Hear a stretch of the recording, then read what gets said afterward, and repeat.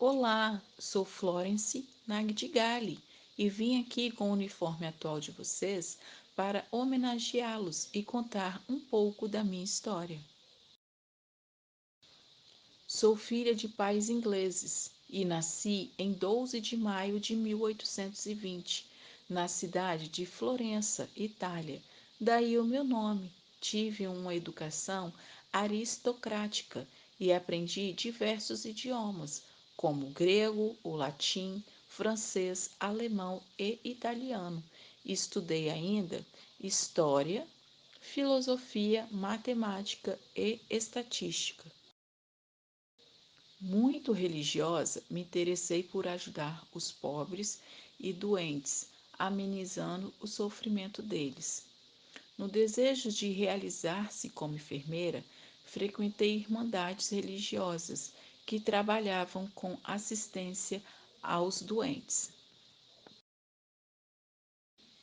Fui para Paris conhecer e aprender o trabalho das Irmãs de Caridade de São Vicente de Paula, onde acompanhei o tipo de trabalho assistencial e administrativo, suas regras e forma de cuidar dos doentes, fazendo anotações, gráficos e listas de atividades desenvolvidas. Depois que me formei por uma instituição protestante na Alemanha, aprendi os primeiros passos da disciplina da enfermagem, com regras e horários rígidos. Me transferi para Londres, onde passei a trabalhar como superintendente de um hospital de caridade.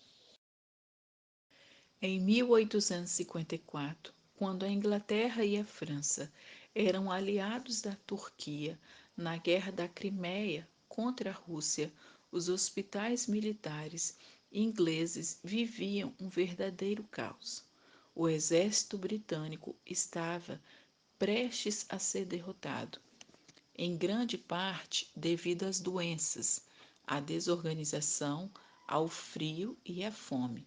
Muitos soldados foram contaminados pela cólera, e as primeiras batalhas foram feitas por homens exauridos por diversas doenças. Os jornais ingleses criticavam duramente a administração dos hospitais militares, o que motivou o ministro da Guerra a me convidar para integrar ao Corpo de Enfermagem britânico como enfermeira-chefe do Exército. Então, parti para a Turquia, com 38 voluntárias, entre religiosas e leigas, vindas de diferentes hospitais. Durante a guerra, constatei que a falta de higiene e as doenças matavam grande número de soldados hospitalizados. Desenvolvi então um plano de trabalho de assistência aos feridos e de organização da infraestrutura hospitalar que me tornou reconhecida em toda a frente de batalha, consagrando a assistência aos enfermos em hospitais de campanha. Entre minhas principais ações estavam a lavagem das feridas, lavagem das mãos dos profissionais de saúde, limpeza do local, expus os militares ao ar fresco, criei um plano de alimentação adequado a cada tipo de doente e enfatizei a importância do repouso. Com essas medidas, a taxa de mortalidade dos feridos, que era de 43%, foi reduzida para 2%. Os soldados me consideravam como o seu anjo da guarda e me imortalizaram com o apelido de A Dama da Lâmpada, porque de lanterna na mão eu percorria as enfermarias atendendo aos doentes durante a noite. Fiquei 1 ano e meio na Crimeia e só retornei para a Grã-Bretanha quando o conflito já estava solucionado. Fui recebida como heroína, algo que eu quase morri de vergonha, porque detestava ser o centro das atenções. A rainha Vitória me presenteou com uma joia que veio a ser chamada de Nightingale e um prêmio de 250 mil libras esterlinas. Em 1860, o prêmio que recebi da rainha foi totalmente revertido para a criação do Hospital St. Thomas, e dentro dele criei uma escola de enfermagem para mulheres, que serviu de modelo para as demais escolas, com ênfase na disciplina rigorosa do tipo militar e na exigência de qualidades morais das candidatas.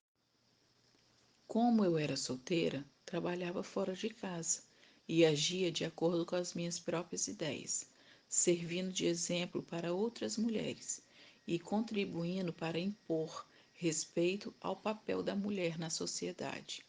Eu só parei de trabalhar quando fiquei completamente cega, em 1901. Morri em 13 de agosto de 1910, em Londres, aos 90 anos. Eu passei meus últimos anos em repouso absoluto em minha casa, por causa de complicações tardias da febre tifoide. Em minha homenagem, a data do meu nascimento, 12 de maio, foi constituída como o Dia do Enfermeiro. Já no Brasil, comemora-se a Semana da Enfermagem, no período de 12 a 20 de maio.